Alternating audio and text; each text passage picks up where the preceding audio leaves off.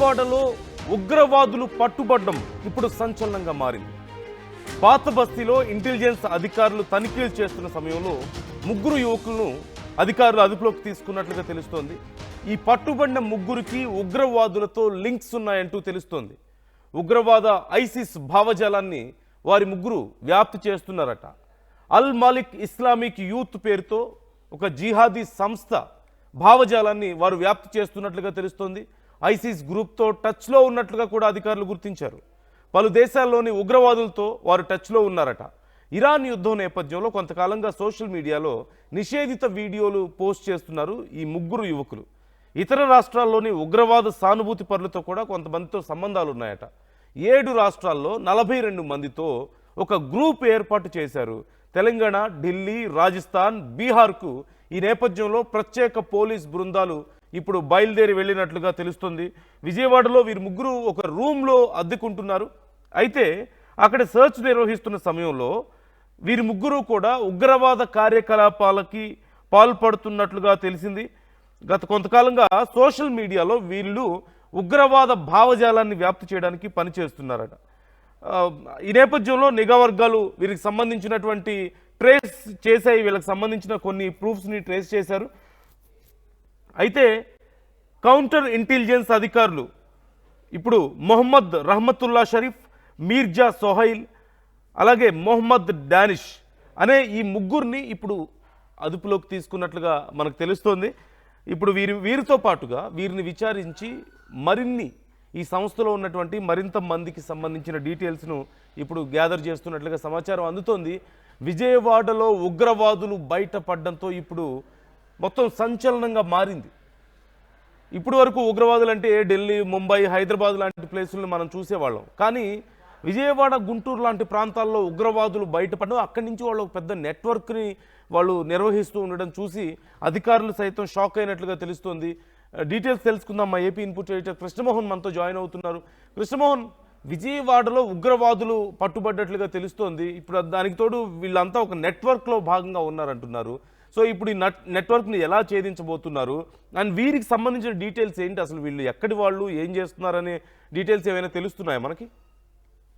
Yes, ముందు basic గా Iran యుద్ధం నేపథ్యంలో కొనసాగుతున్న కొంతకాలంగా ఈ సోషల్ మీడియాలో నిషేధిత వీడియోలు పోస్ట్ చేస్తున్నారని ఒక సమాచారం చాలా కాలంగా నడుస్తుంది. దీని నేపథ్యంలోనే విజయవాడలో ఉగ్రవాదులు తెల్లవారుజామున పాత బస్తీలో కొంత అర్థంకెళ్ళి చేశారు. ఆ సందర్భంగా ముగ్గురు యువకుల్ని అదుపులో తీసుకున్నారు విజయవాడ పోలీసులు. పట్టుబడిన ముగ్గురు ఉగ్ర మూలాలతో లింక్స్ ఉన్నాయని, వీళ్ళకి ఉగ్రవాద ఐసిఎస్ భావజాలాన్ని వ్యాప్తి చేస్తున్నట్టుగా గుర్తించారు. అల్ మాలిక్ ఇస్లామిక్ యూత్ పేరు మీద జిహాదీ భావజాలాన్ని వ్యాప్తి చేస్తూ ఐసిఎస్ గ్రూప్ తో టచ్ లో ఉన్నట్టుగా పోలీసులు అయితే గుర్తించారు. బేసిక్ గా వీళ్ళలో ముగ్గురు ఉగ్రవాదుల్ని తీసుకున్న నేపథ్యంలో వీళ్ళు ఐసిఎస్ గ్రూపులతో టచ్ ఉన్నట్టు గమనించిన అధికారులు, అంటే అసలు వీళ్ళు ఏ దేశాలతో సంబంధాలు టచ్ లో ఉన్నారు, తర్వాత ఇరాన్ యుద్ధం నేపథ్యంలో కొంతకాలంగా ఎన్ని సోషల్ మీడియాలో ఎందుకు పెడుతున్నారు అనే దాని మీద చూస్తున్నప్పుడు వీళ్ళకి 7 రాష్ట్రాలతో 42 మంది గ్రూపు ఏర్పాటు చేసినట్టుగా యువకులు తెలుస్తోంది. అంటే ప్రధానంగా తెలంగాణ, ఢిల్లీ, రాజస్థాన్, బీహార్ దీనికి సంబంధించిన రాష్ట్రాలన్నింటిలో కూడా వీళ్ళు ఒక 7 రాష్ట్రాల్లో దాదాపు 42 మందితో ఈ గ్రూప్ ని ఏర్పాటు చేశారు. వీళ్ళందరూ కూడా స్థానికుల లేకపోతే ఇతర రాష్ట్రాలకు సంబంధించిన వ్యక్తులు విజయవాడ సేఫ్ ప్లేస్ గా అనుకుని ఇక్కడికి వచ్చి చేస్తున్నారా అనేది కూడా ఒక చర్చ అయితే జరుగుతుంది. అయితే ఇప్పటికే ఒక ప్రత్యేకమైన టీం తెలంగాణ, ఢిల్లీ, రాజస్థాన్, బీహార్ కు వెళ్ళిపోయింది. అక్కడికి వెళ్ళిపోయి అక్కడ ఈ తెలంగాణ, ఢిల్లీ, రాజస్థాన్, బీహార్ కు ప్రత్యేక బృందాలు అయితే బయలుదేరి ఉండే. అక్కడ ఏం జరుగుతుంది అనేది చూడాలి. బట్ ఈ ఇష్యూలో కంప్లీట్ గా ఉన్న ముగ్గురితో పాటు మరో 2 ముగ్గురు కూడా దీనికి సంబంధాలు ఉన్నాయి. వాళ్ళందరూ కూడా ఈ ప్రాంతంలోనే ఉన్నారనేది గుర్తించారు. ప్రస్తుతానికి అయితే ముగ్గురిని అదుపులో చూసుకుని వీళ్ళకున్న సంబంధాలు, వీళ్ళకి 7 రాష్ట్రాలతో సంబంధాలు ఉన్నాయనేది వాళ్ళు ప్రత్యేకంగా గుర్తించిన పరిస్థితి. అందుకోసం వీళ్ళందరినీ కూడా కొన్ని టీమ్స్ ని ఏర్పాటు చేసి ఆ టీమ్స్ ని వాళ్ళ ఊర్లకు కూడా పంపిస్తున్న పరిస్థితి అయితే కనపడుతోంది. ఇంకా అసలు వీళ్ళకి ఓన్లీ ఈ పోస్టుల వరకే పెడుతున్నారా, బ్యాక్ ఎండ్ ఏంటి అనే వ్యవహారాన్ని కూడా తెలుసుకునే ప్రయత్నంలో అయితే అధికారులు ఉన్నారు. అంటే కృష్ణమోహన్, సహజంగా ఉగ్రవాదుల లింక్స్ అంటే హైదరాబాద్ పేరో, ఢిల్లీ పేరో, లేదంటే ముంబై పేరో మనం వింటూ ఉంటాం. అలాంటిది విజయవాడలో ఉగ్రవాదులు అనేది ఎప్పుడు వినుండకపోవచ్చు. గతంలో ఎప్పుడైనా ఉన్నాయా అసలు ఇలాంటి లింక్స్ కానీ, ఇలాంటి ఆనవాళ్ళు కానీ గతంలో బయటపడ్డ సందర్భం ఏదైనా ఉందా?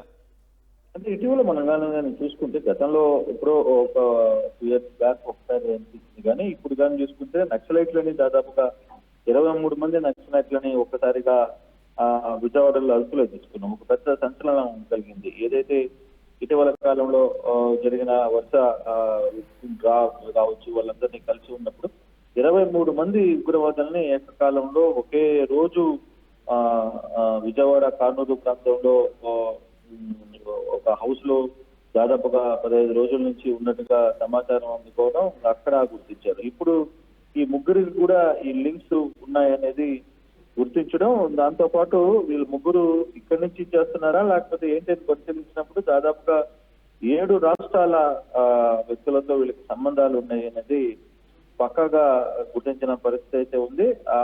ఆ నేపథ్యంలోనే పోలీసులు ఇతర ప్రాంతాలకు కూడా ప్రత్యేక బృందాలని పంపించారు. ఆ ప్రాంతాలు ఎక్కడ ఏంటి అనేది బయట చెప్పడానికి వీలు లేదు అనేది క్లియర్ గా ఉంది. కానీ వీళ్ళు కొన్ని ఉగ్రవాద సంస్థ ఇచ్చిన ఆదేశాల ప్రకారం సోషల్ మీడియాలో కొన్ని పోస్టులు పెట్టడం, ఈ వ్యవహారాలన్నీ కూడా జరుపుతున్నారు. కానీ ఏదేమైనా ఈ ముగ్గురు ఒకసారిగా దొరకడంతో పోలీసు కూడా పూర్తిగా అప్రమత్తమైంది. రైట్. Thank you Krishnamohan. ఎప్పటికప్పుడు డీటెయిల్స్ అందిస్తుండండి ఈ అంశానికి సంబంధించి.